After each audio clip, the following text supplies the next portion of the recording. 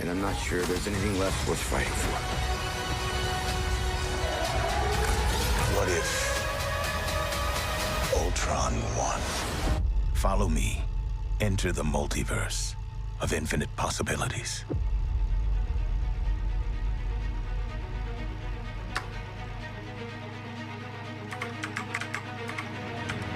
Oh dear. Perhaps I spoke too soon.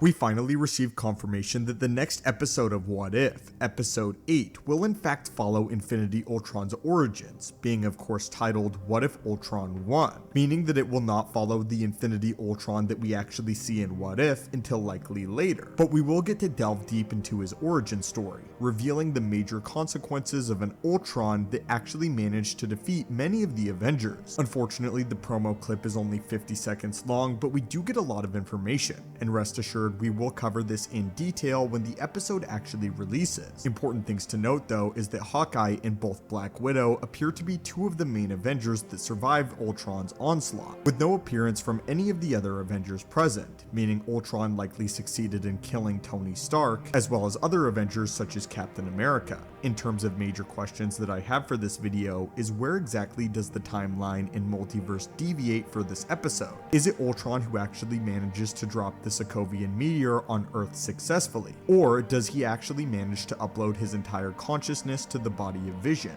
which is where I believe the episode itself will deviate. Another very important thing to note is that Infinity Ultron at the end of the promo appears to gain all of the Infinity Stones, all 6 of them, at a single time, with us theorizing in the past that Thanos actually arrived to conquer Earth, with this being approximately 3 years after the events of Age of Ultron, and with Ultron potentially already uncovering the power of the Time Stone and already in possession of the Mind Stone. The Time Stone would be the only Infinity Stone that he would need to possess before Thanos arrived on Earth with the other 4, just like as he did normally in Infinity War. Something insane that we've discussed about Infinity Ultron and Ultron in general is that he's a massively powerful character, and that through all of Age of Ultron we really only encounter him in his infancy. The entire events of Age of Ultron take place in about a week, with Ultron creating an entire armada of drones similar to himself, as well as a brand new vibranium body, not to mention taking a major hand in creating the Vision, a body that he now possesses entirely in this what if scenario.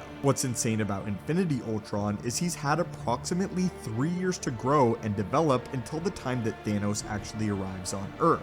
Ultron nearly managed to defeat the Avengers after only being an infant and a week old. Imagine the insane power that Infinity Ultron will possess after 3 years. 3 years of complete control of the Earth.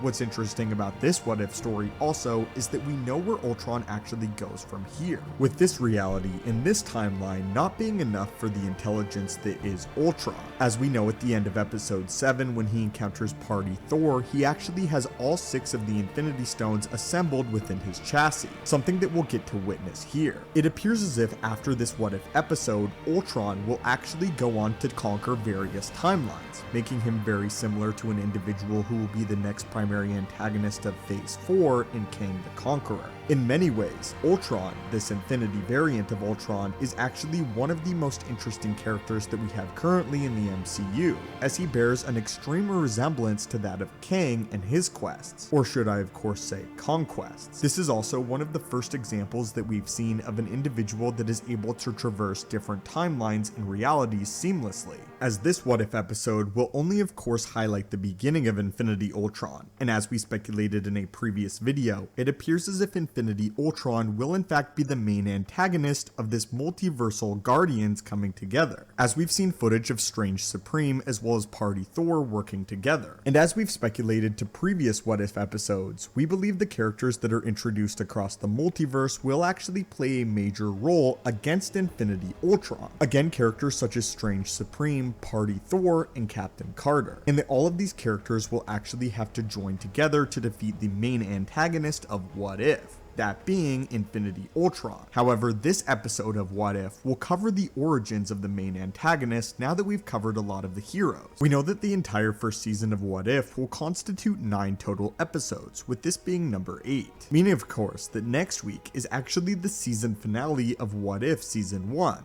We do know that they have 2 episodes waiting in the wings, however, as they originally produced 12 episodes of What If, but decided to save the last 2 for a second season. What's unclear here though is whether or not Infinity Ultron will actually premiere in this second season as well, or whether or not the Guardians of the Multiverse, which will cover a lot of the heroes that we followed across the multiverse, will assemble to defeat this version of Ultron. What's amazing though is we know that this character Infinity Ultron is not just a one-off at the end of the Party Thor episode, as a lot of the other episodes do leave off on cliffhangers. Here though, it appears as if a main antagonist that is able to jump across various places of the multiverse has risen, and now we get to see his origin story. But anyway my friends, what are your thoughts on Infinity Ultron, and what are your thoughts on this promo for episode 8?